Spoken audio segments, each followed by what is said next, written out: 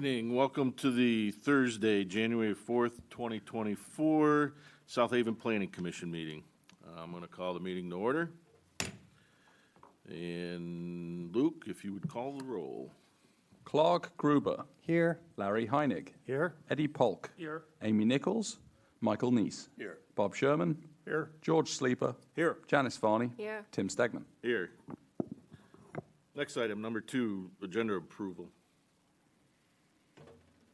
Make a motion to approve the agenda? Support. It's been moved and supported to approve the agenda. I'd like to make an amendment to that motion. Okay. I'd like to amend to add to the agenda item 9A, resolution for recommendation to City Council. Is there support? Support. It's been moved and supported. Any discussion? Seeing none, all in favor of the motion to amend? Say aye. Aye. All opposed? Motion carries. Next up is the approval of the agenda as amended. Any other discussion? Seeing none, all in favor, please say aye. Aye. All opposed? Motion carries.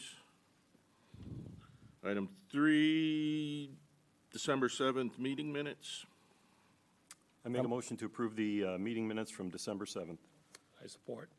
It's been moved and supported to approve the December 7th meeting minutes from 2023. Any discussion? Seeing none, all in favor, please say aye. Aye. All opposed, motion carries. Next item, public comment. Citizens in the audience may address the Planning Commission regarding items on the agenda for which there is no scheduled public hearing, i.e. agenda items 7, 8, 9, and 9A. 5 as well, I think, Larry, or Tim, rather. Oh, 5, yes. No, No, 5 has a Five, public. six. public hearing. Those are public Oh, hearings. excuse me, I'm sorry. My Again, fault. you comment on items 7, 8, 9, and 9A. Mr. Chairman, I believe item 11 would be an option at this time as well. You sure? There's no public hearing scheduled for item 11. I thought those were more like a workshop when it's in the non-actionable. It's on the agenda. Okay. Because it is after public comment, Be at your right? discretion then. Item 10, Sure. yeah.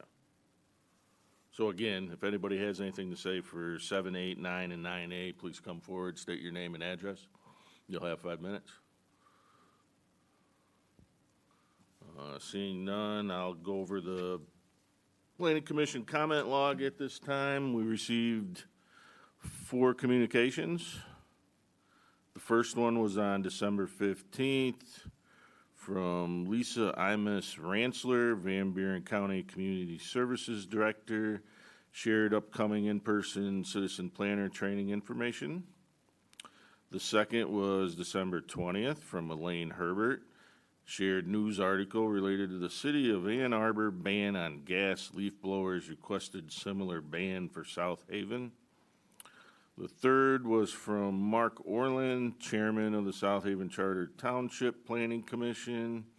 And South Haven Charter Township is updating its master plan and received comments at a public hearing on March 6th at 7 p.m. at the Township Hall. And the fourth was another communication from Elaine Herbert on January 4th regarding permitting accessory dwelling units in South Haven. Those are the 4 I have. Did I miss anything? No. Okay. So that's it for public comment. No unfinished business. New business, actionable. Item 5, 872 Monroe Boulevard, special land use, public hearing. Kelly, start us off, please. Thank you. Eric Leatherberry of Cottage Home has applied for a special land use to add an in-ground 8-foot by 8-foot concrete hot tub in the lakefront yard at 872 Monroe Boulevard, which is in the R1B zoning district. As we have discussed with other similar lakefront pool and hot tub projects over the past 2 years, this project is on our agenda tonight because the zoning ordinance requires special land use approval for any pool or hot tub on a lakefront lot. Similar to these other projects, this project will meet the setback requirements and will be part of a fenced-in patio area in that lakefront yard. And we will need to hold the public hearing prior to any action. Okay. Could you put page 14 on the screen, please? Are there any questions for staff, or would you like me to have, who's the representative? Was it Eric? Come up? Anything? No? All right, then I'll entertain a motion for the public hearing. I'll make a motion to open the public hearing. Second. It's been moved and supported to open public hearing. Any other discussion? Seeing none, all in favor, please say aye. Aye. All opposed, motion carries. Public hearing's open. Does anybody in the public wish to speak about this item?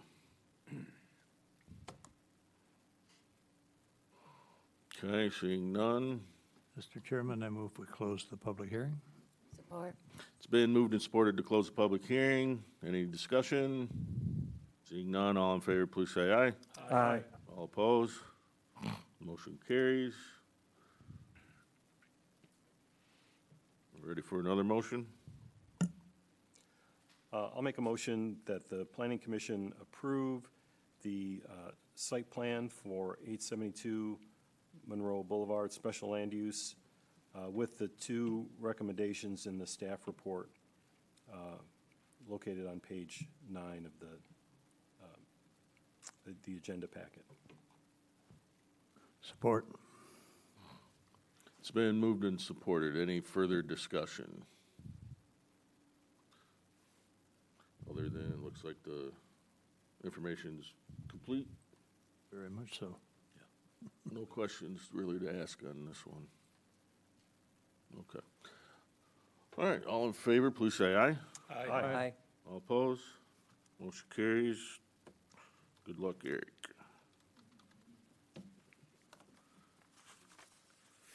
Item 6, zoning ordinance text amendment. This is in regards to the permanent fire pits, fireplaces, barbecues. Kelly?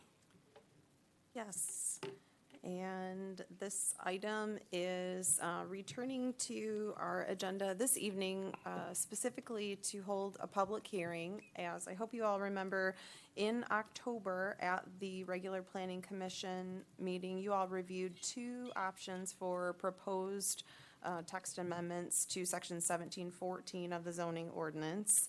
And both text options were sent forward to City Council for council consideration.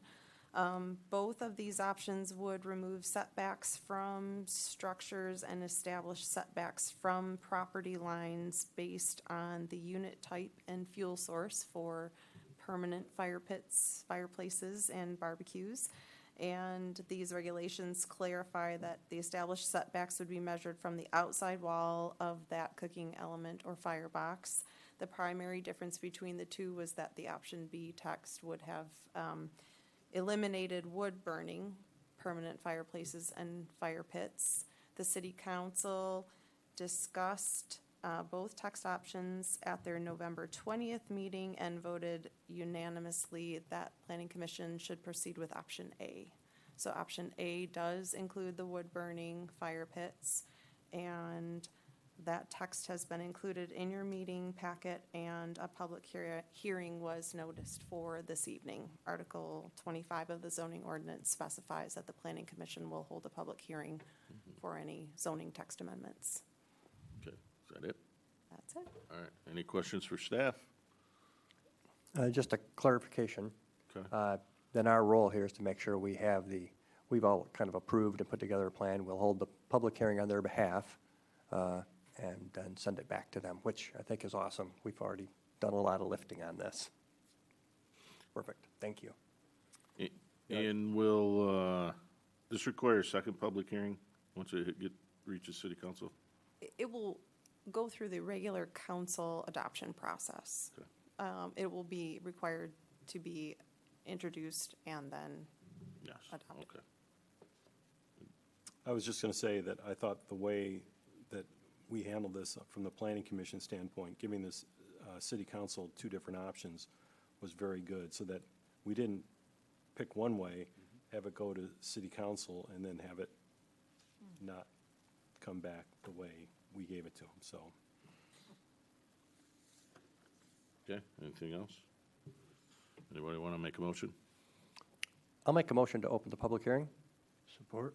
It's been moved and supported, open public hearing. Any discussion? Seeing none, all in favor, please say aye. Aye. All opposed, the motion carries. Anybody in the audience wish to speak on this item? Come forward, state your name, address, and you'll have 5 minutes. Good evening. I'm Grace Borgfjord at 302 Michigan Avenue. This has been a long road, you guys. I don't know what's left to say, but I appreciate if you move it forward today so we can possibly do something.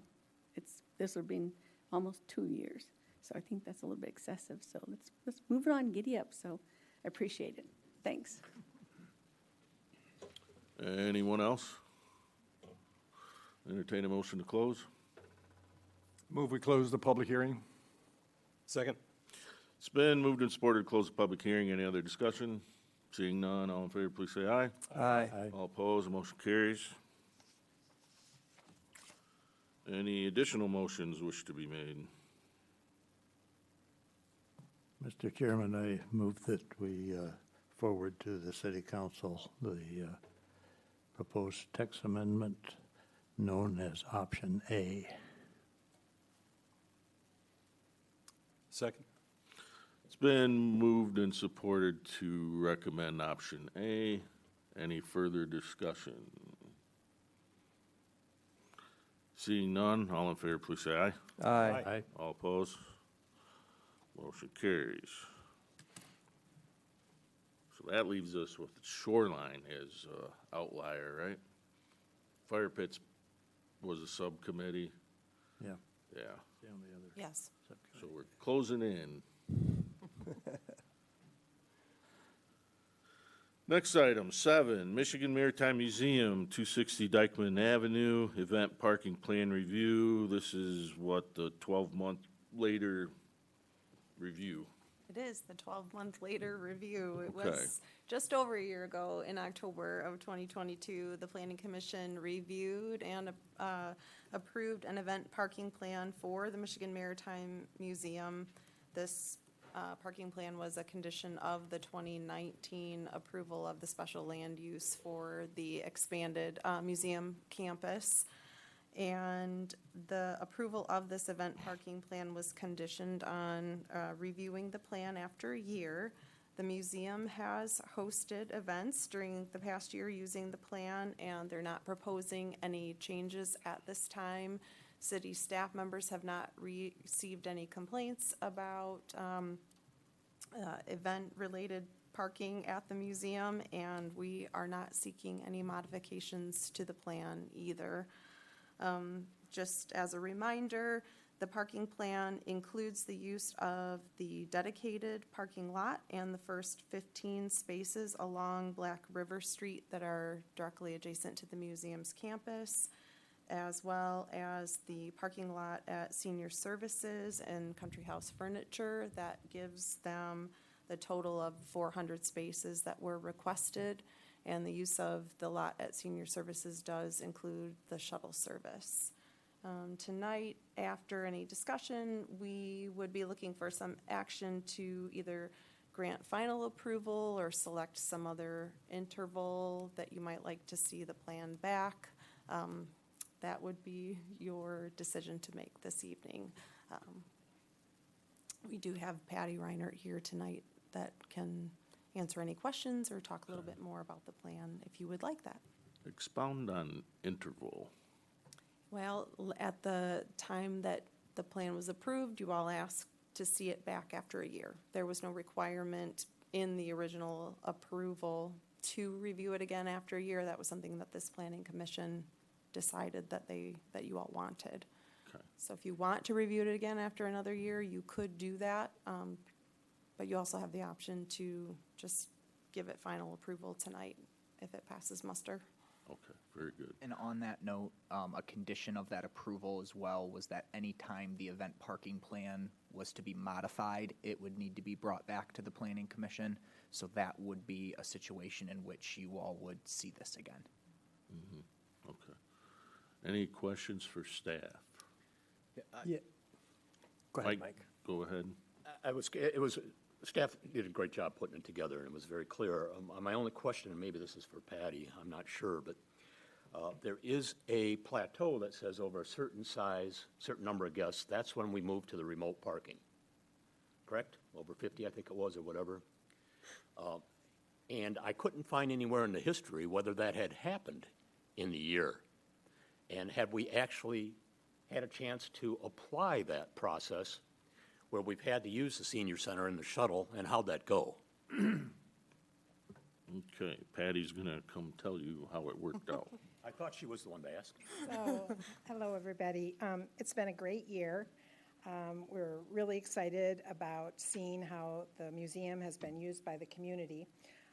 Actually, our largest events were community events, which were the hospice event, the South Haven Performance Series collaboration, the concert, our own fundraiser.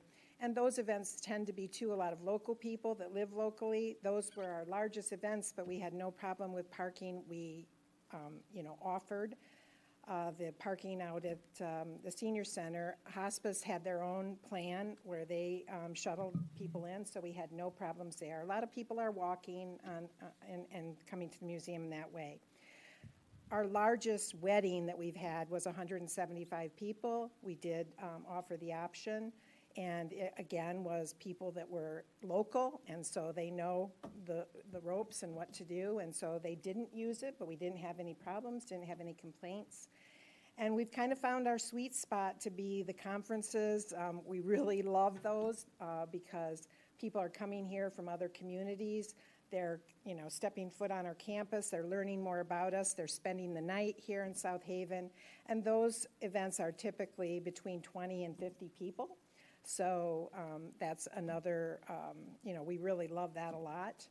We're getting memberships and stuff from that. The other probably really popular thing is a celebration of life for members of our community coming. And those are usually afternoon events, and we just haven't had any issues. So we just really appreciate, having this opportunity to review, and we're more than willing to do that again, need be, but we're really, really very pleased with how the first year has gone.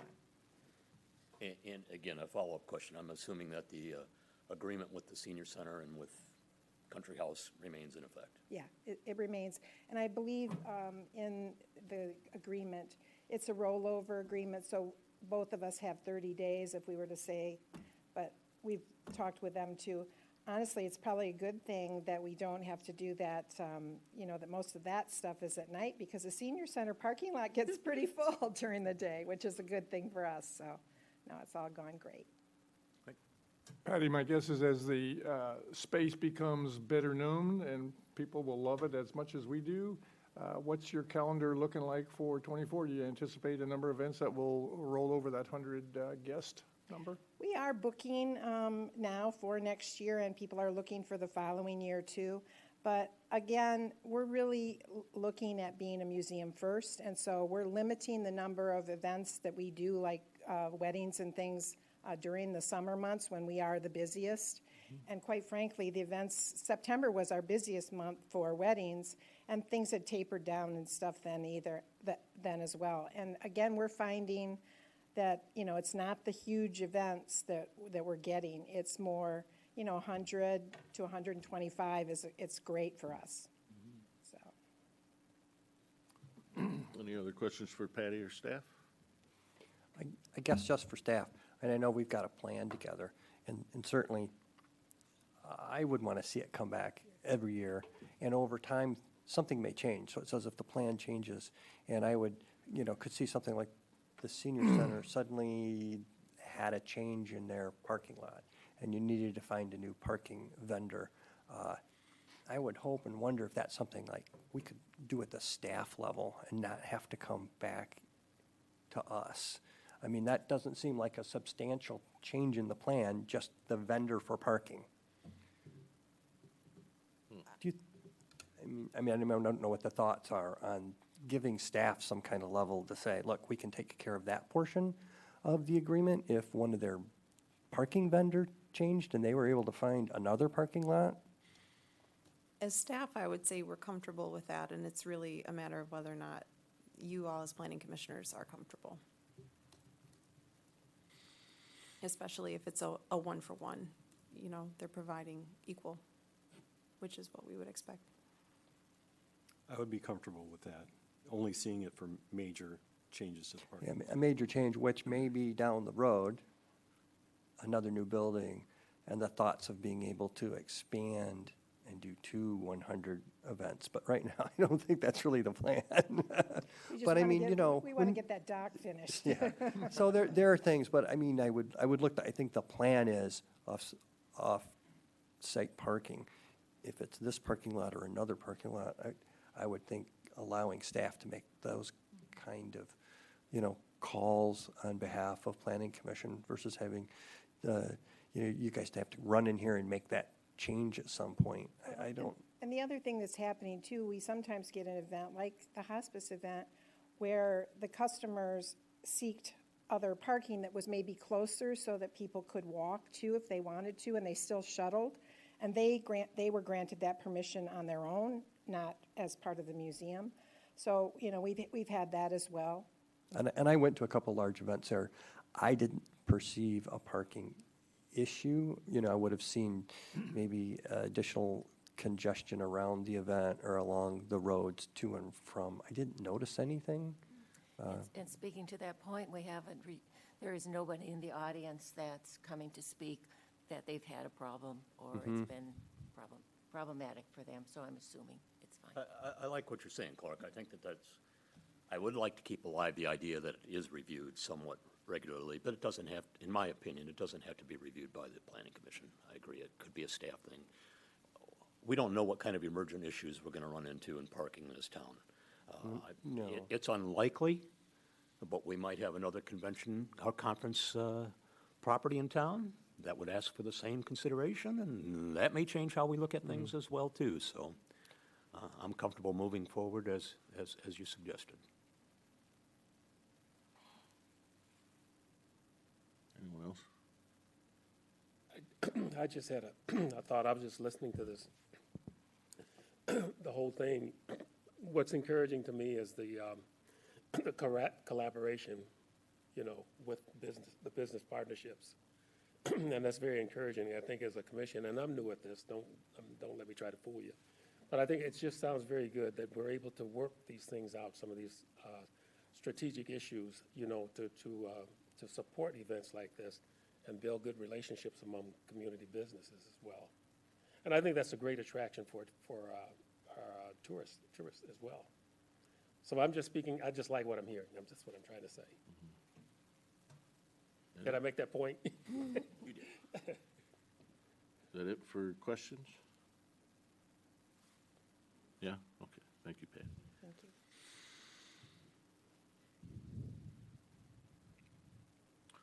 So to speak to what you were saying, Clark, I think it'd be okay to move forward with the final approval, but being you possibly have a change in geography of the actual parking place, with this being a special land use, I think that would have to come back for a review.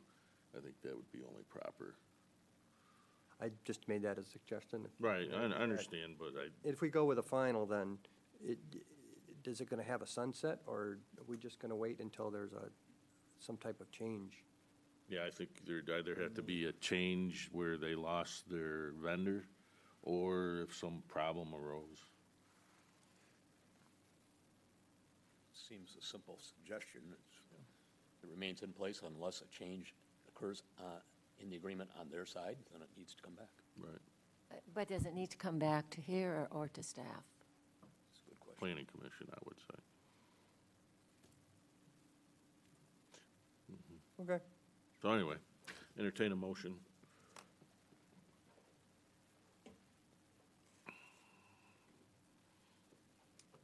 I'll make a motion that the Planning Commission approve the final site plan, or grant final site plan approval for the Michigan Maritime Museum event parking plan. Second? It's been moved and supported. Any discussion? You have a question, Clark? Nope. Kelly, do we need to include in there a stipulation that would bring it back if it's modified? Or is that, I think that it's helpful. It provides the clarity now on this event parking approval and doesn't require us to rely on the 2019 approval. So you're approving the parking plan now, and you're still saying, we still want to see it back if there are changes. I thought that was already in the plan. So did I. It's part of the 2019 special land use approval. It was discussed, and I just think that it provides additional clarity about what needs to happen with this parking plan going forward. I feel better if it's part of the motion, but if you all don't, Who made the motion? George made the motion, and I'll go ahead and modify my motion to include that any changes to the parking plan come back to Planning Commission for review. I support. Okay. Everybody understand the amended motion without actually going through the amendment process?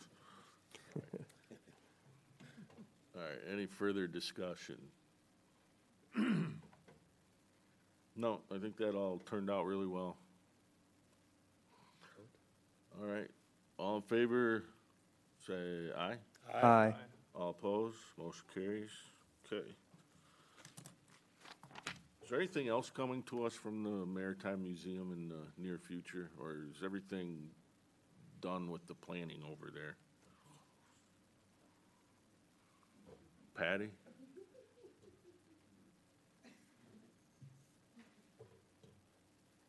Just out of curiosity. Honest answer to that, I mean, we have plans and, you know, we're moving forward as far as we have money to move forward, so we're not going into any debt. So right now, the project is to, you know, finish the boardwalk and the waterfront there and protect that property.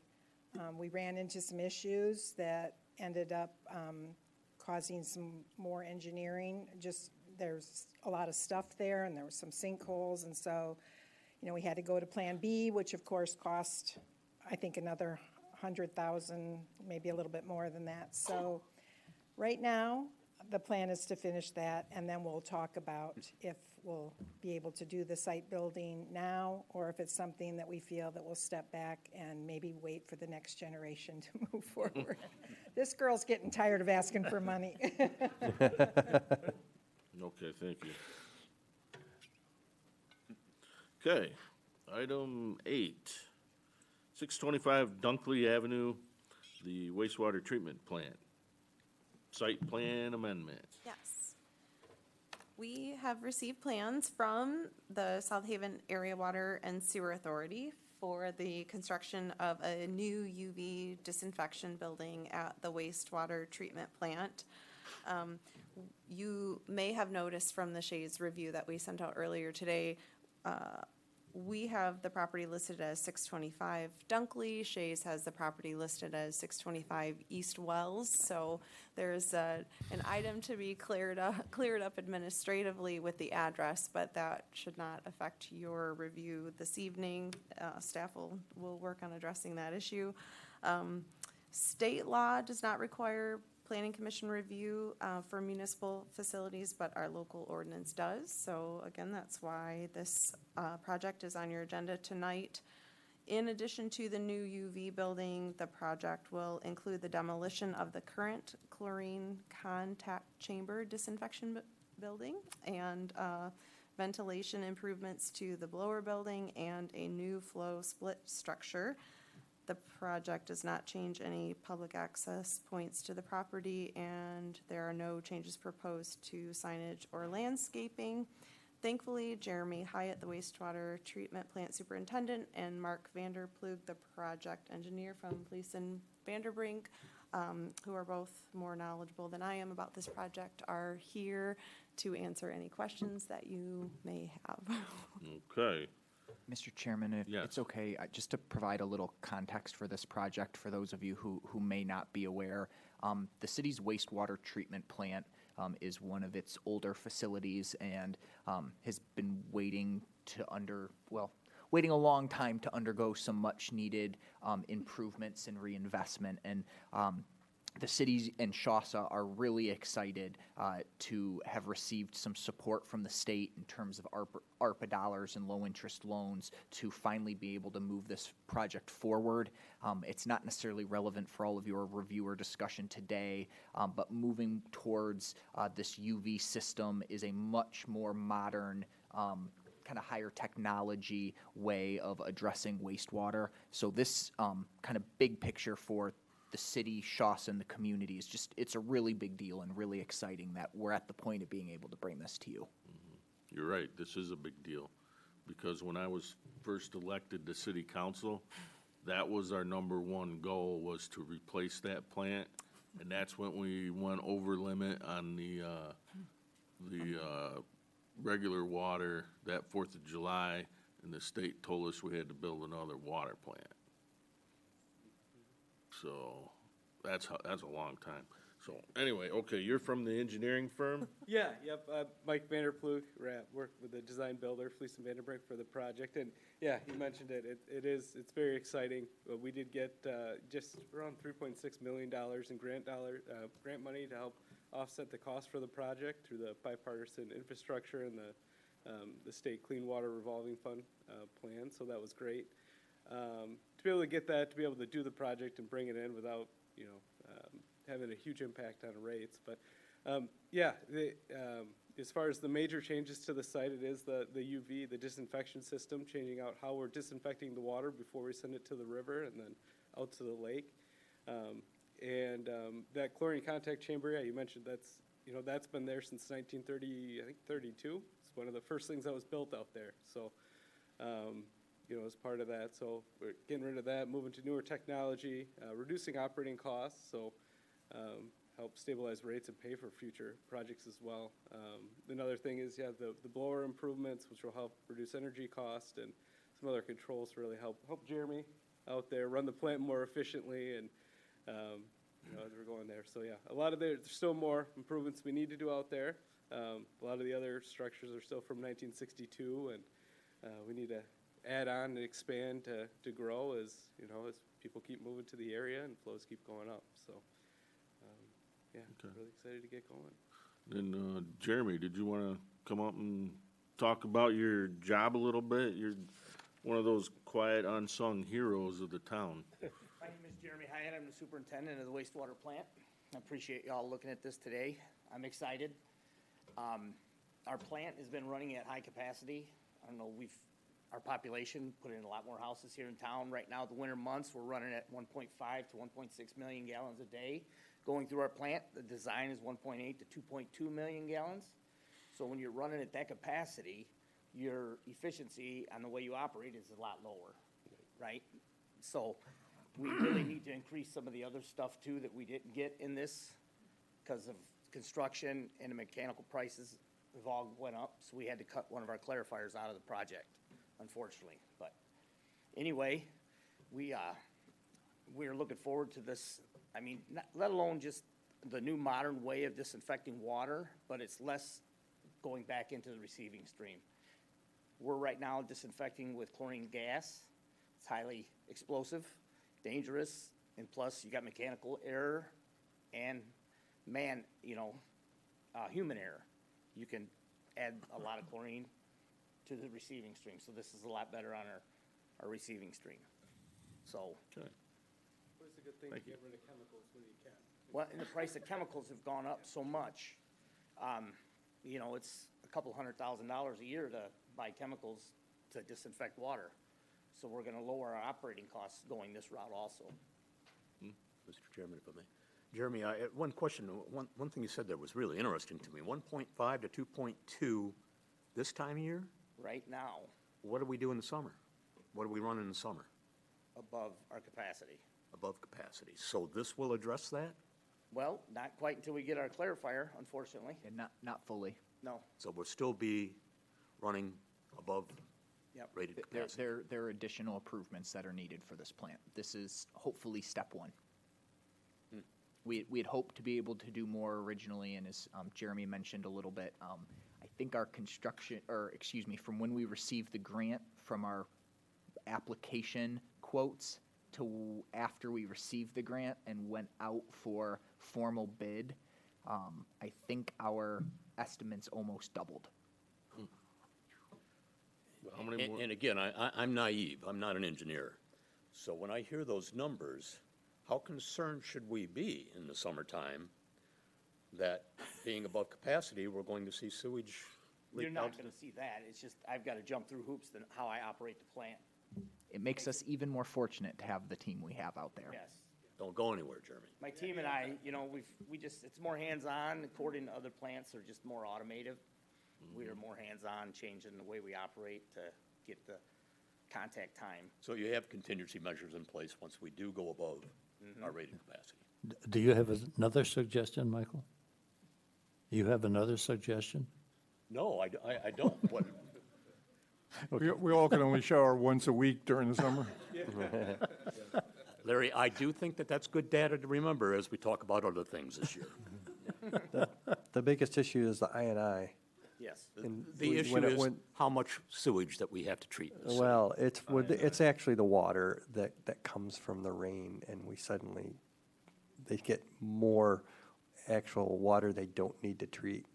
Unfortunately, gets into the system, and that's the I&I part. But we've been fixing that ever since I've been on council. When they redo a road and they redo the pipes, that helps fix, those new pipes then don't leak the rainwater in, and then suddenly it rains and you're getting clean, fresh water headed your direction.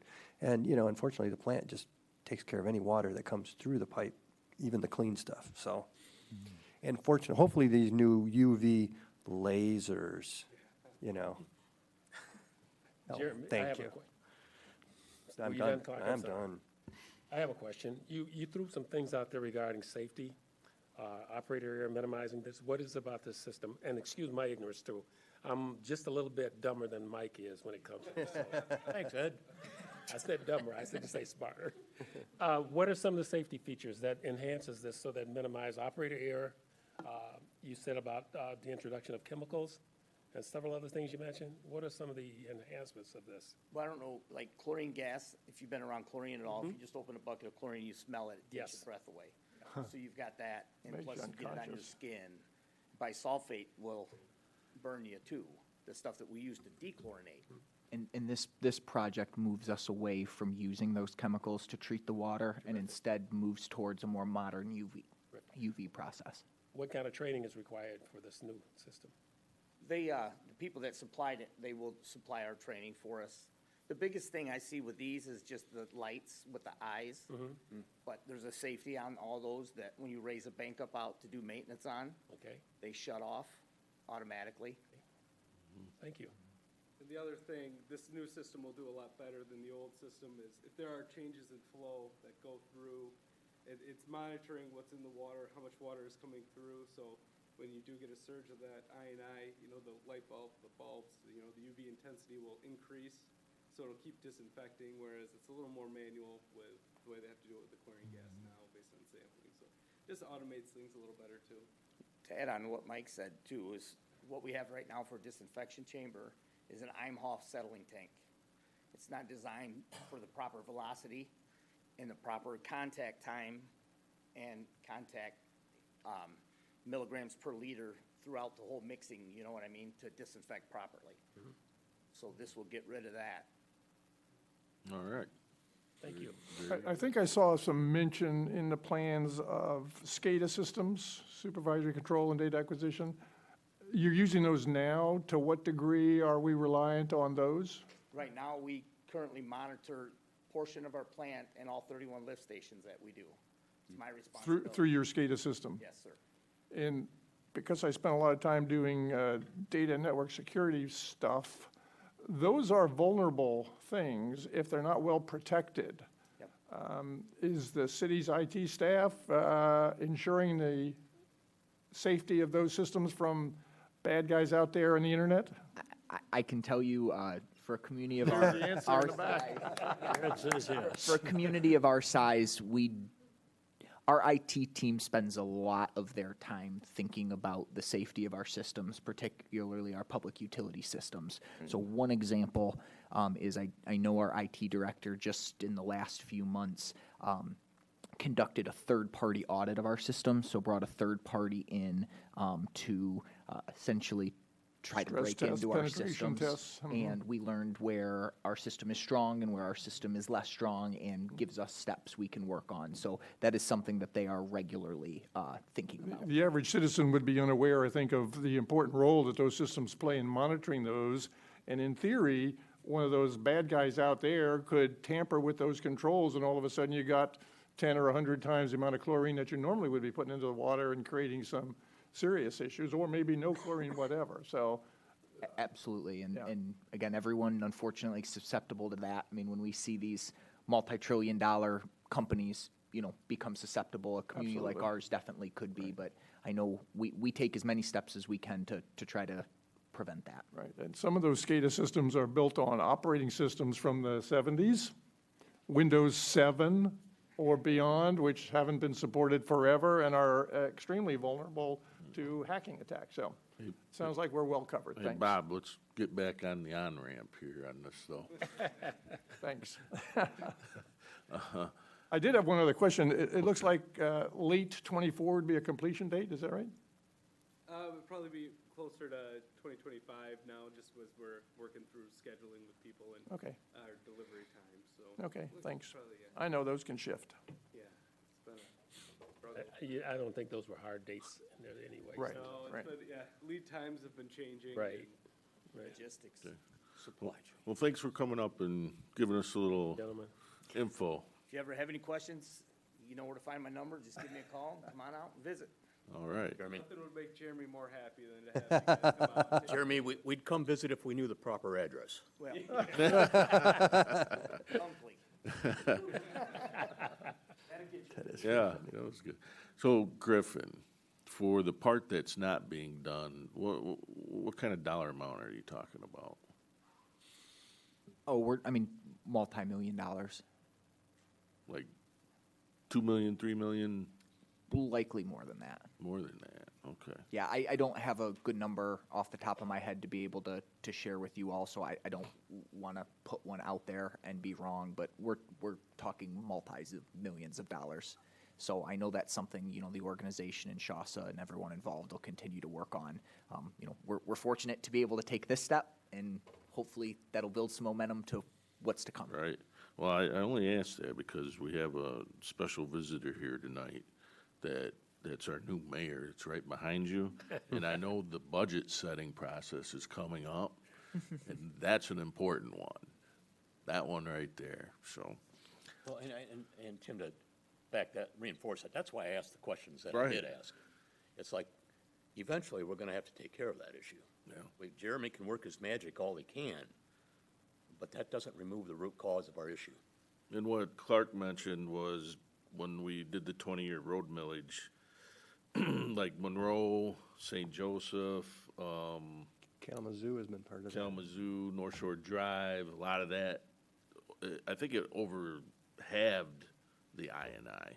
I think 50% of it, so that's what's kept us going with what we have.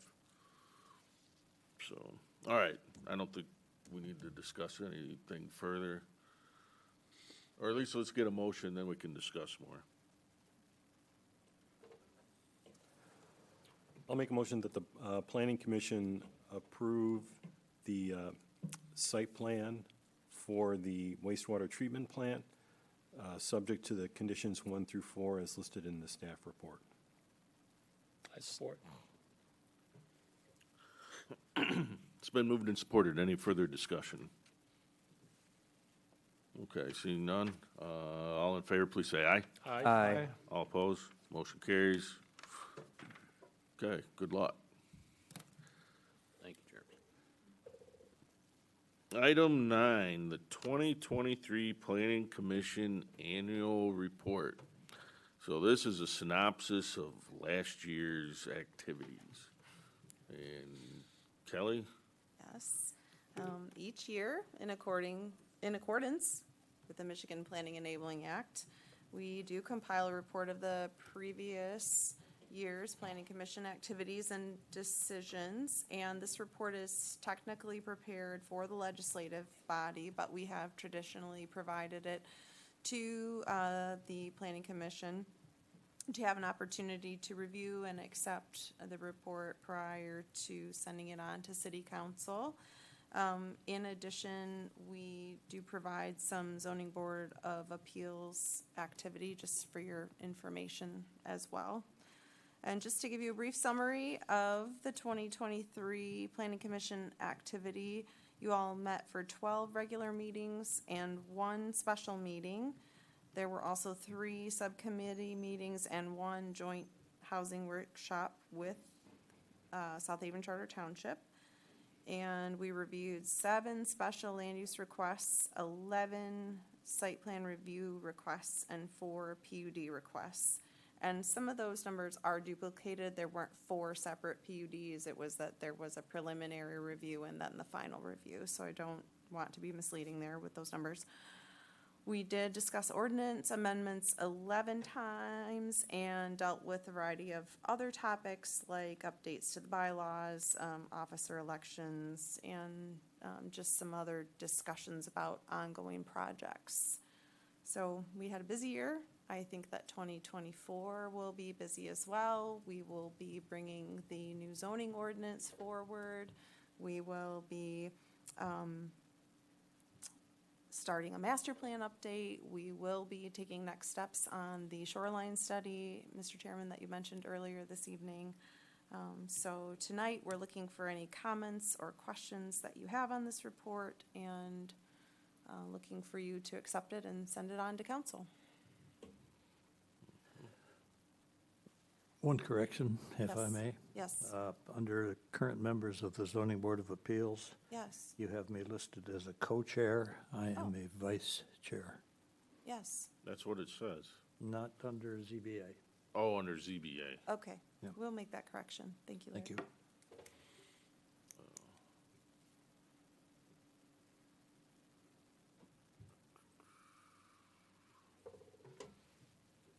Otherwise, a very thorough report. It was very Thank good, you. yes. I'll make a motion to accept the 2023 annual report and forward it to City Council. Support? It's been moved and supported. Any other discussion?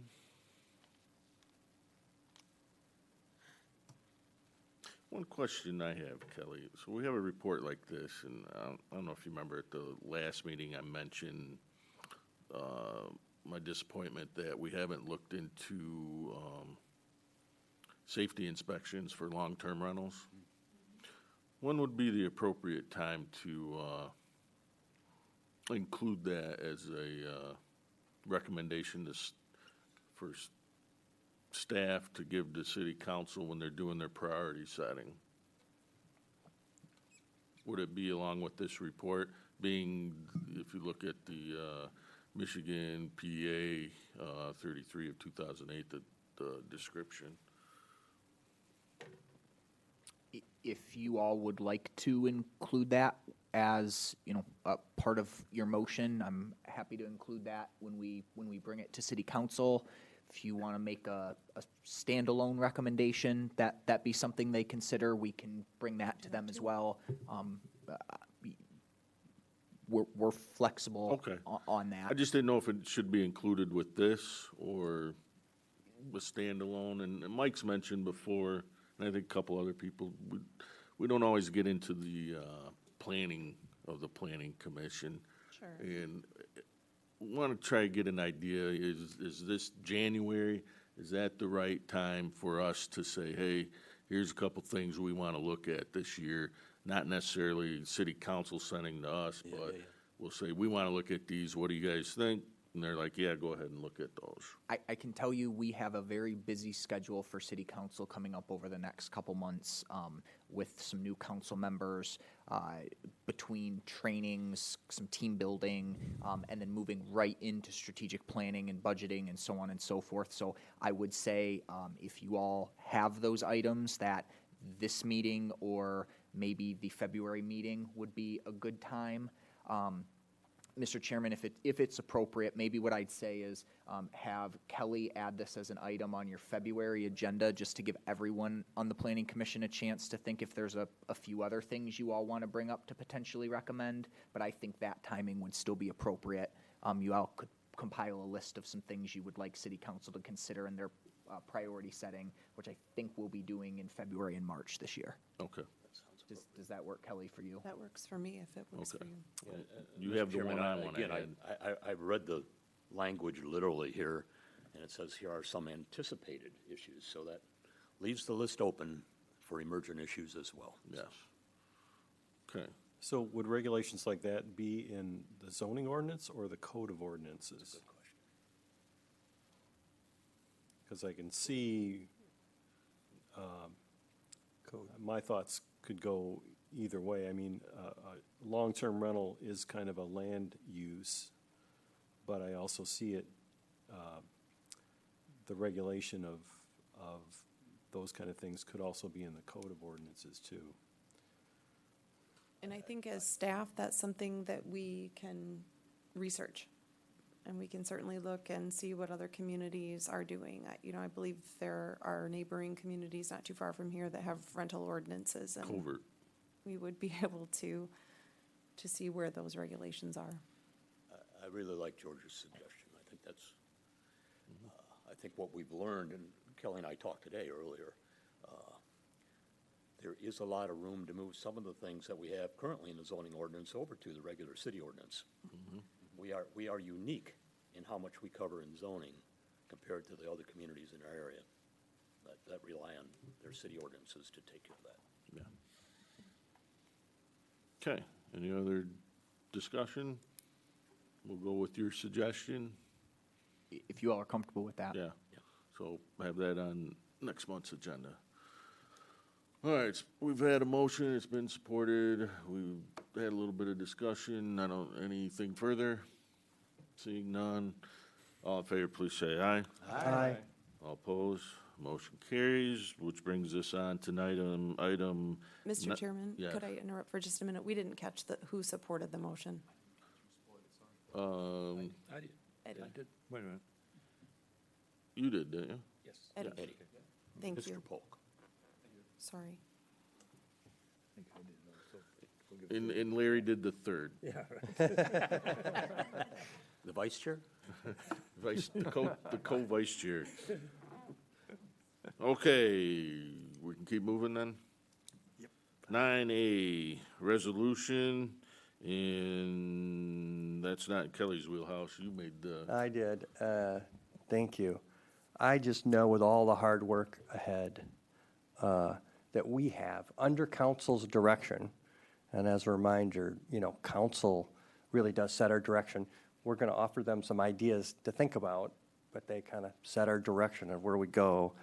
I really think I wanted to urge council to rethink and reconsider the skills and experience that George has to offer to the Planning Commission and as our city council as the liaison. So I want to make a motion that the Planning Commission make a recommendation to City Council that City Council reappoint George Sleeper as its council representative to the Planning Commission based on George's 6 years of council experience, 4 years of Planning Commission experience, his extensive contributions to the current zoning ordinance comprehensive update, and his certificate of completion of the Michigan State Extension Citizen Planner Program. When is his removal supposed to be effective? I didn't get that. When was it? Well, hang on a second. We have a motion. Is there support? Second. It's been moved and supported. Discussion. Okay, I have the question. When is it effective? Well, this is his last meeting, or potentially his last meeting. This This year. To be clear on that. Yeah, city council and our mayor had made a recommendation that George be reappointed to planning commission. And what city council did was instead remove that, make a resolution to be voted on their next meeting. And on that resolution, they have another individual. They do have the opportunity to make a change to that resolution at their next meeting. But this is purely in all of the work that George did. I just wanted to recommend that they consider George as the council representative for Planning Commission. Okay. Well, I suppose I'll speak up. This is a difficult issue. I know of no one that I've met in my life with higher character and a person that I respect more than George. I say that from all the years I've worked with him at Palisades and from here. My issue is an issue of governance. I'm not sure it's appropriate for the Planning Commission to make a recommendation to City Council on who should fill these seats. I believe that that is their prerogative, and we may disagree with the process that they used, but there was an election, the council changed, the direction of the council changed. Whether that was a wise decision they made or not mine to judge. That's their charge that the electors, the voters gave them. And this is a non-binding, this is just a recommendation. Have we ever recommended another commissioner? I mean, can't. We can offer the recommendation as citizens. I'm cool with that.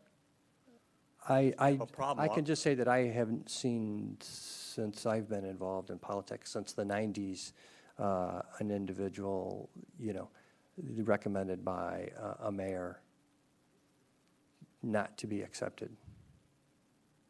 That's all. It's just a recommendation. You have the opportunity to vote one way or the other. I place less value in history than you do. That we've always done it that way is, I love what Max Dupree said. Max Dupree was the CEO of Herman Miller. And he says, if we're going to a new location, we cannot take the same road. So just because we've always done that doesn't mean that it's the best way to govern. I'm not here to stand in judgment of how the city council does their work. True, but I'm just making a recommendation. You can vote no on it. That's fine. I just put it out there. Yeah, and I just want to make sure that you understand when I vote no, this is not a reflection of George. This is a reflection, well, I think it's an overreach of our charge as a planning commission. Yeah, but our charge, okay. I share everything you say about George. I've been sitting next to George now for several years, and I can't think of a better commissioner. I value his opinion. We don't always agree, but I always listen because he's done his research. He knows what he's doing. He knows what he's talking about, and he is a good compromiser, and he listens to other people's opinions as well. However, I was just thinking, and I understand what you're saying, Clark, but maybe all of us as citizens could contact our representatives and share our opinion specifically with our representatives on what we think about that. And I think that's and everybody has that opportunity as well. And I'll be doing that as well. I just offered that as a recommendation. I think, he continues to have spent a lot of time working on this last zoning ordinance comprehensive update and recently got his, citizen planner. I just think, in 2 more years, he'll be term limited. I hear exactly what you're saying. And I would urge everyone who feels that way, to contact their representative and let them know how they feel. I agree. Contacting representatives is a worthwhile thing, but as we all know, City Council has agenda items at every meeting for public comment. And I can tell you, it's my intent to be at the meeting on whatever, January 16th or thereabouts. And I will offer my comment, and I will suggest that George was treated poorly. I'll suggest that it was well-planned and orchestrated. And I value what George has contributed, and I think his continuation in this group would be serving the city well. But I agree, Mike's got an excellent point. You know, elections have consequences, right? Not all of them good. Good, Larry. I share your concerns, Michael. But when I balance that with what we as a planning commission would lose in experience, I have to ask myself, is that just a concern, or is that an actual document that says we should not do this? And then my concerns about the loss to this planning commission of George's experience make me vote yes on the proposal that's before us. So. Anything else? No? I definitely agree with a couple of Bob's statements. Well orchestrated seems to be an understatement. And I do find that being the mayor had asked George to continue on in that role, and I look at it as seniority sometimes when it comes to any of these commission appointments for the city council liaison, that time served equals you get pick of the litter. Sure. So that was pretty disrespectful. And then as a third ward resident, I find it extra appalling that both people being considered for that seat are from the third ward and they're not working together. And I'm pretty sure George was blindsided by that. So as a third ward resident, that worries me too. But anyway, comments for now. And as you say, what's the next meeting? January 3rd? 16, I think. I'm sure there'll 15 or be 16. plenty of George's constituents that will come out to support him. So with that, we had a motion and a second. I just want to say that I do want to stay on Planning Commission. It wasn't my intent to leave, but I'm going to abstain from this vote just to make sure I'm not biased in that. So. Okay, very well. I don't know why, though. You can vote for yourself. All right, we'll do a roll call this time, Luke. Sherman, Yes.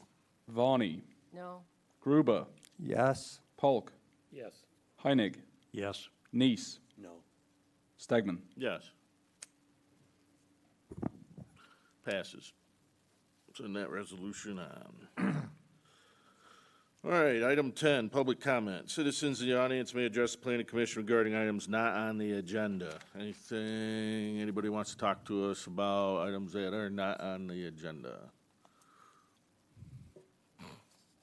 Seeing none, we'll move on to unfinished business.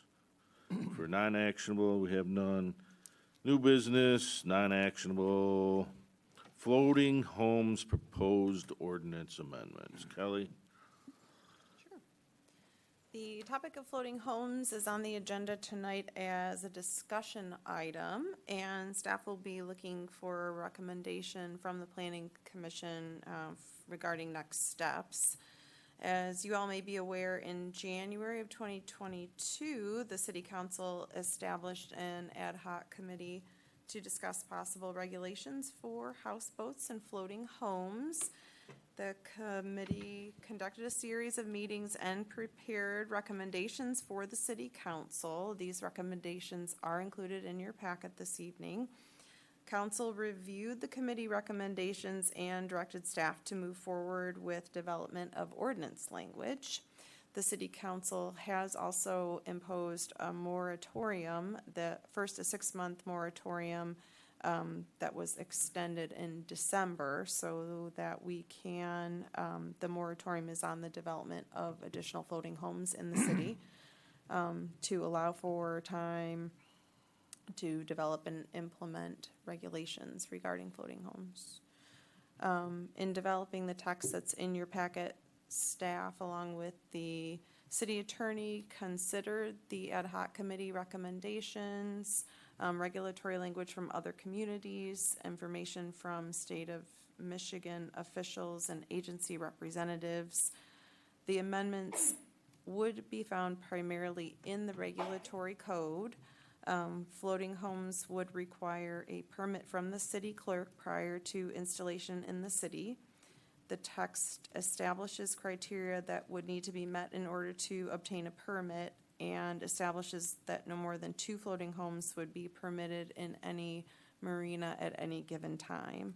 There is a zoning ordinance component that would amend some of the definitions and provide for floating homes as a permittable use in the B3 district, subject to the requirements in the Code of Ordinances. Again, we're not looking for any official action on the text this evening, but we're looking for comments and recommendations for next steps. Griffin, do you have anything that you would like to add? Not at this time. You did a great Okay. job. All right. So on page, 130, there's items 1, 2, and 3. Yes. So I guess just a little verbal feedback from this group. And I'll start off with, I think, bullet point 3, the Harbor Commission's stance, I agree with the most. Well, one thing that struck me is the majority of the new regulations are in the Code of Ordinances versus zoning ordinance. The zoning ordinance is just really definitions and the addition that Kelly said to the B3 waterfront district. And the section that the Code of Ordinance is being changed is like harbors and waterways, which means I really put a lot of emphasis on what the Harbor Commission spoke about, and I can see their point, although I can tell you that the City Council, with our discussions surrounding the moratorium, that the City Council really is inclined to go forward with this, because I think there is some concern on a lot of the council members regarding this, and they'd rather get out ahead of it versus trying to be reactionary if it became more of a problem. You know, as I read this, I agree with George. Getting ahead of it rather than racing behind it is, I just think, a good way to go with it. Yeah, I agree with both of the commissioners there. My sense after I read through it, first of all, again, another very good write-up from the staff, but I was reading it from the position of saying, okay, here's the deal. I want to have one of them floating homes or whatever the heck we're calling them these days. We can't call them a houseboat or whatever they are. But you know what? I also want to rent it out as a short-term rental. Does this ordinance provide me, in simplified statements, whether that's possible and how I do it? And Kelly and I talked a little bit earlier. I think it does. I think it lays it out. I would note that I think from the city ordinance side, it's pretty thin on laying out the criteria in terms of things like occupancy, density, all the things that we've considered for normal STRs. But I trust that that's their business and not ours. Again, I think we own very little of this ordinance. Most of it is going to fall to the council on the city ordinance. Mr. Chairman, if I can, I think all three of you have commented on something that's important to emphasize. As the Planning Commission, you all are principally responsible for considering recommendations to the zoning ordinance. So clearly with some of the recommendations as well, that would be the one you all, if you want to move forward, would formally take action on. When considering how to bring this to you, we decided to bring both, largely because one doesn't necessarily make sense without the other, and also you all are very bright people who donate a lot of time to this community, and figured it's at least worth you all seeing the regulatory components as well. And if there is feedback on those, that's going to be great to hear. So thank you all for recognizing the kind of your role versus how those two things do fit together ultimately.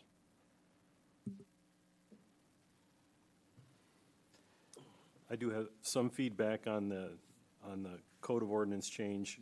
Going through the meeting minutes for the previous floating home subcommittee, I saw a lot of discussion about dedicated parking for any floating homes, and I didn't see anything that in the draft ordinance. I would suggest that city council look at that aspect of it, maybe something like 2 parking spaces per floating home or something like that. Yep. And that's definitely something the city council, we'd appreciate if the city council has additional feedback on.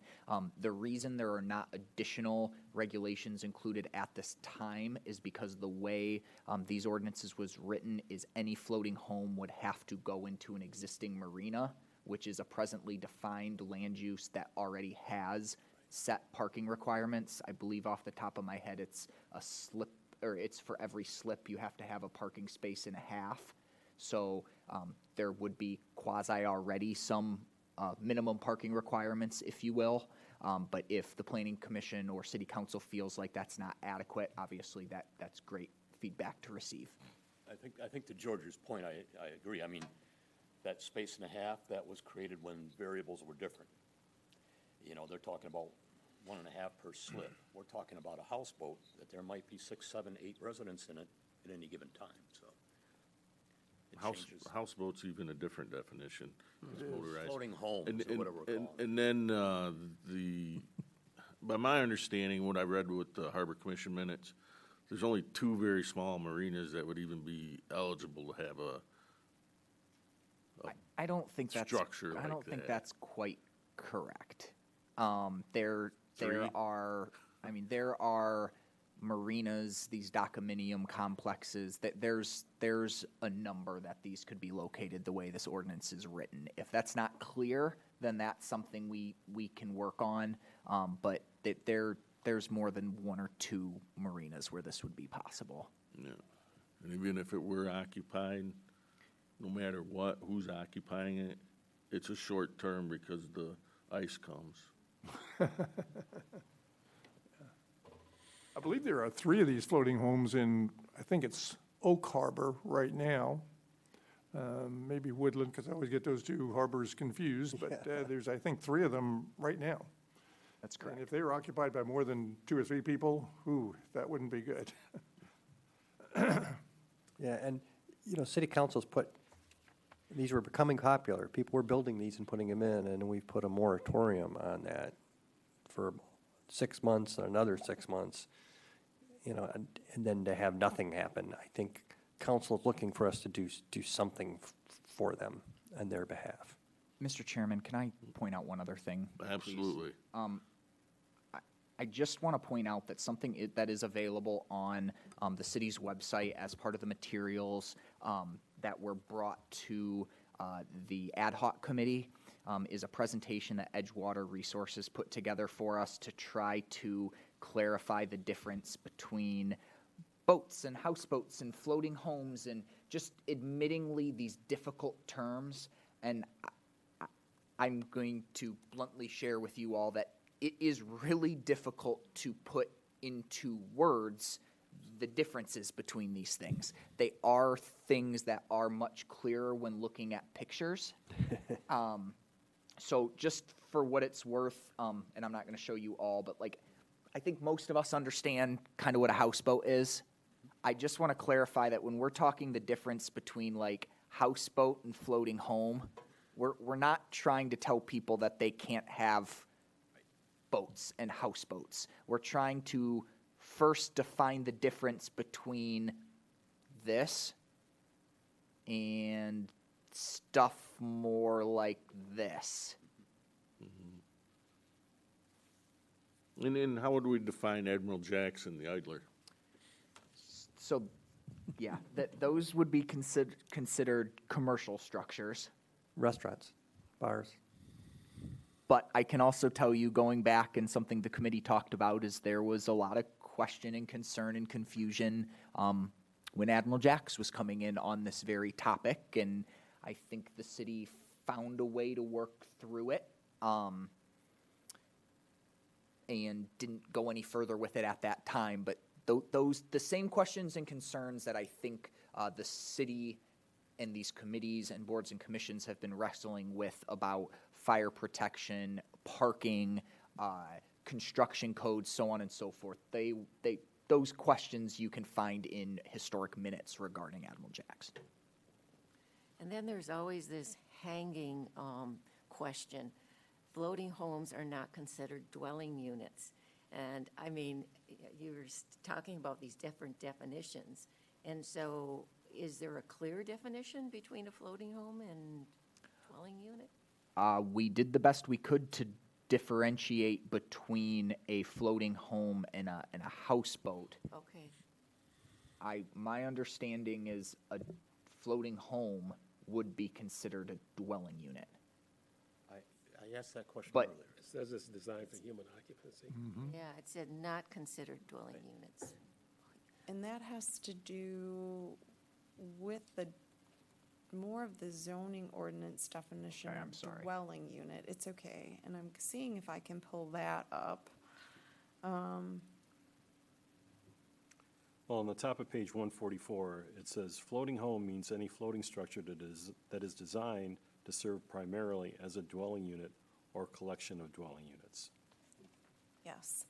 So part of the issue is that dwelling unit is defined as a building or portion thereof that is designed for human occupancy and provides complete living facilities, including permanent provisions for sleeping, eating, cooking, and sanitation.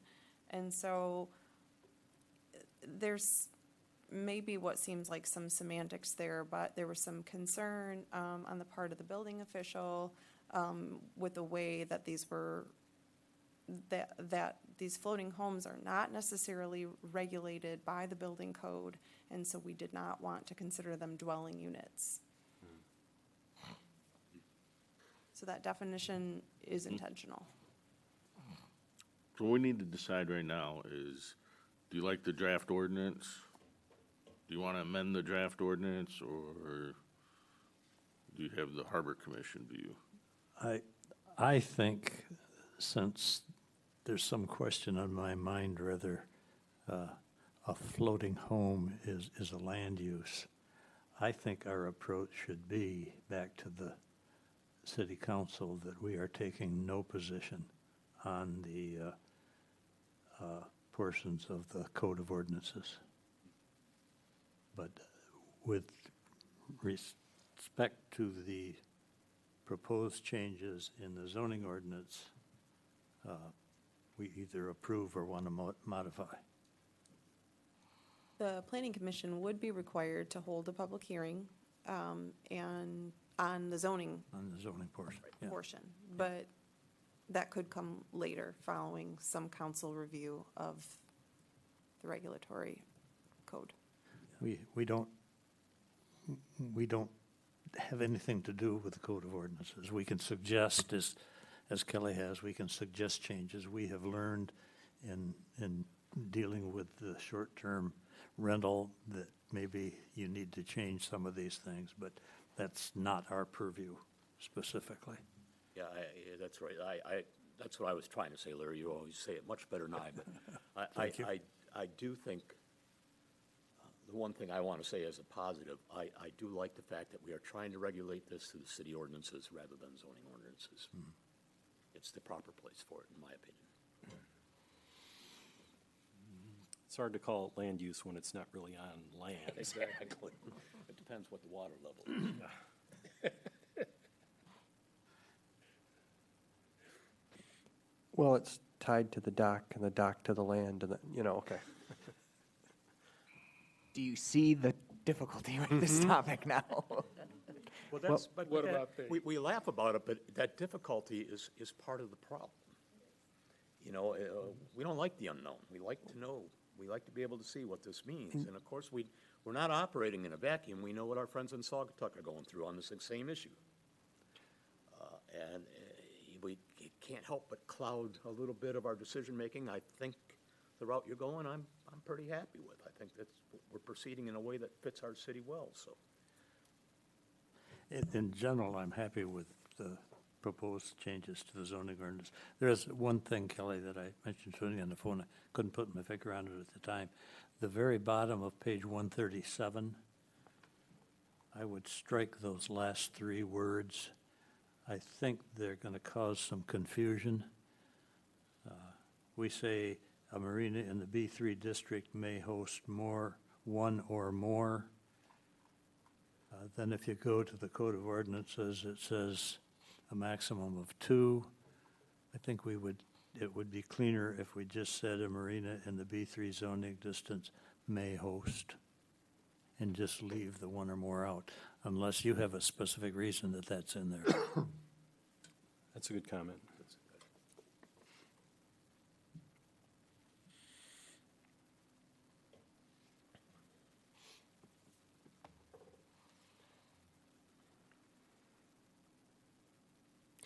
I know, having spent all that time in the subcommittees and the excellent presentations, at least moving forward with the zoning would be appreciated, especially those individuals who have spent a year in a moratorium, know that something's been done. I would concur.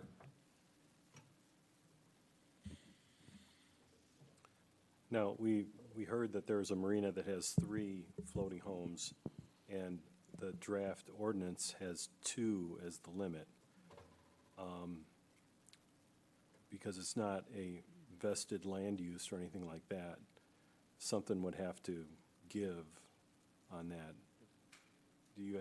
Is there any update on what the status is of those 3 floating homes, or? We are in litigation with the Harbor Club Marina regarding some of those topics that has been put on hold to give preference to, or give priority to, the legislative process. And based on what, if anything, the city would put in place in terms of regulation, we would then need to work out some of those things with the Harbor Club Marina. Thank you. Probably the best way I can put that right now.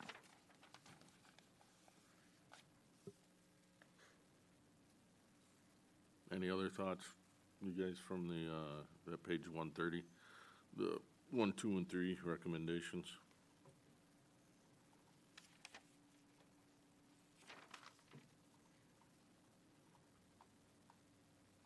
Because what I'm getting is from George, Mike, and Janice to move forward with the draft ordinance. That's 3. I think Larry, while a different opinion, you're kind of like me with the Harbor Commission. So, Oh, I would want to move forward with the draft ordinance on the zoning ordinance. okay, so that's 4. I would go with that direction as well. All right, there you go.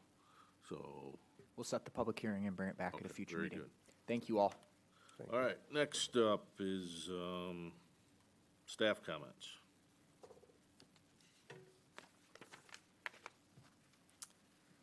Thank you. I wanted to bring to your attention some planning and zoning training opportunity from the Michigan Association of Planning. I believe you all received a mailer from them. If any of you are interested in any of these workshops, please let me know. There is a planning and zoning essentials. The in-person workshops are a bit of a hike, but there is a virtual option being offered. Couple others as well, so go ahead and take a look. I also want to let you know that we are looking forward to bringing the zoning ordinance to this group next month. to begin the process to review the updated zoning ordinance document. So, Mr. Chairman, you often ask what's on the agenda in the future, and that's what I can tell you this time. And we'll receive it in its entirety or sections? You will receive an entire updated document, and you'll receive a presentation overviewing it from the consulting firm that has been working with us at the next meeting. Okay. And then obviously everyone will be given time to digest and provide feedback as we move forward. How long a presentation do you think that is? I don't know at this time, but we can try to get an estimate for you prior to the next meeting to help plan if that's helpful. Yeah, and just in case we need to have like a special workshop just for that. Sure. I imagine everybody would be up for that to separate the two. So just let us know. Absolutely. Okay. On upcoming items, I can also provide that Edge Water Resources is working hard conducting the shoreline protection study that we received the grant funding from based on the recommendations of the Planning Commission Subcommittee and ultimately City Council. We're anticipating completing that study. They're hoping in Q1 of 2024. Let's give them a little grace and go Q1 or Q2 of 2024. So hopefully, relatively early to middle of this year, we'll have that report for you all, and then we can have some further discussion about where we would like to go in terms of potential regulations. Okay. Very good. Larry, any comments? Yes. I wasn't here last month, didn't have a chance to welcome you, Eddie, to this august board here. It's been a pleasure. Welcome. Thank you. That's all. Okay, Janice. I just want to say how great our discussions are around this table. I really think everyone's comments are very thoughtful, respectful, and we all listen to each other, and I think we do a lot of good work around this table. I do also want to thank the city staff, especially those who have worked on our agenda. It's because the agenda was so complete and so comprehensive that it limited my questions because you anticipated many of them. And it was very thorough in all aspects, every one of those agenda items. I thought, wow, this is really amazing. Such good work. And also, it's been wonderful seeing all those lights and all those folks during the holidays here in South Haven. And I know that takes tremendous work to make that happen from, the public works, the police, the volunteer, everybody who has contributed to that. It really was a sight to behold, and I'm very proud of our city because of that. And one final thing, too, I sincerely hope that our city council members will consider their candidates for this position. You heard George tonight. He's done a lot of research on what he has, by his questions, you can tell. He's delved into really areas that really you have to dig around a lot. You have to ask the next question in order to get another level of understanding. And he does that, and he has done that every single time that I have been sitting next to him and watching him do that. So I want to say that my respect for George and all the work that we have to do this next year, his talent certainly would come in handy for that. I do have to say, though, City Council does make that decision, and I have to respect that decision, but I hope they will consider the candidates. Thank you. And I agree. I've only been on the commission here a short time, but I've known George a lot of years. We've worked together, and I know him for his integrity. You couldn't pick for a better person to be on your team, to tackle whatever, so I echo the same sentiments as well. He's been a good friend for many years, and we've worked together closely, and I've seen, you know, his integrity. Thank you. Any other comments? No, for you. Oh, do I get another chance? Yeah, might as well. George, I've known him for so long, and I just have to, I'm happy to hear all the pleasant comments about him. I say the same. That's all I'm saying. Okay. That's my last comment. All right, very good. Thanks, Tim. This is a little bit redundant in light of all the conversation we had. I had no idea what Clark was going to do tonight. So my comment is basically that because of an action taken at City Council, it's entirely possible. This is George's last meeting in his role on the Planning Commission. I don't know what motivated that. As I said earlier, it seemed to me to be well-planned and well-rehearsed. But I just wanted to acknowledge George publicly here and recognize his very significant contribution to this group over many years before my involvement. I know he's been a committed and conscientious participant, and his presence has added great value to this group. So thanks for all you've done, George, and I'll second what Janice said. Maybe City Council will reconsider. But again, I totally agree with you. Ultimately, it is their decision, and we'll have to respect it, whatever it may be. Okay, That's it. all right, Clark? I'm going all over the place. Yeah, okay, don't forget Mike. I won't. He'll get to you. We'll get to you. All right. Oh, out of time. Just a couple things. I do appreciate how we indicate which items on the agenda do not allow public hearing comment, and that's important when you're throwing out an agenda, I think, to signify those items that you, at that time, should comment on. Another thing, I was glad to see the 872 Monroe Boulevard site plan didn't have to go to Harbor Commission.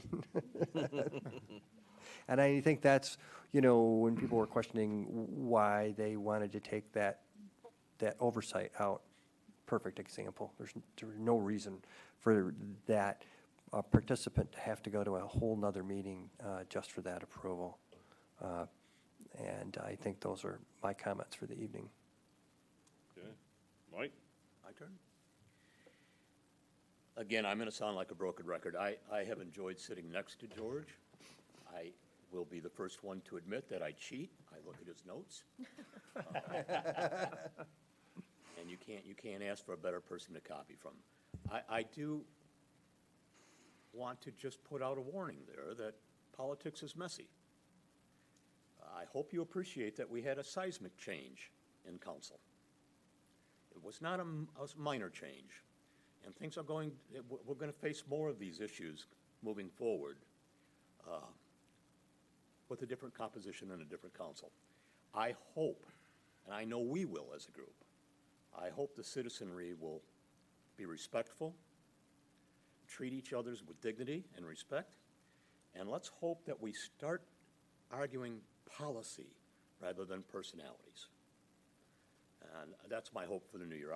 I will feel bad tonight when I go to sleep voting no on George, because I don't want it to be a no vote on George, but I will fall asleep because I know he's still on city council and he's still there to help us. And George, I'm with Eddie. If we get 2 more Palisades people, we're going to have a quorum here.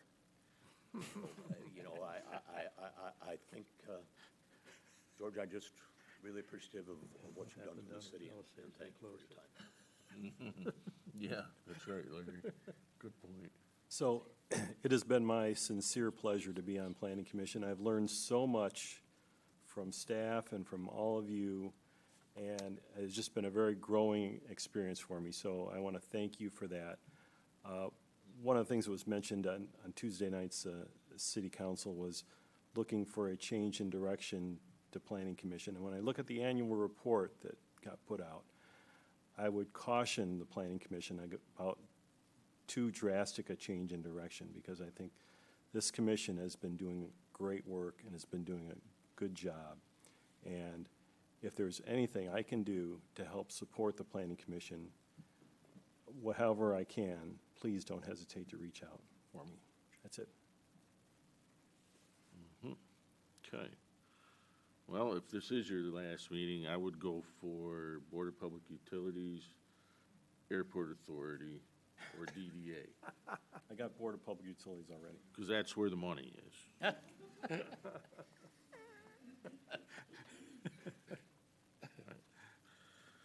Well, in response to Mike, yeah, maybe there have been some changes, but this is a small town, still neighbors, and what I witnessed on the replay was just plain and utter bad form.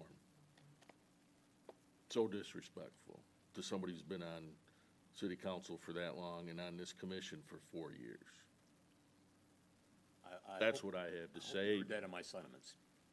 That's what I have to say on that. Bad form. All right.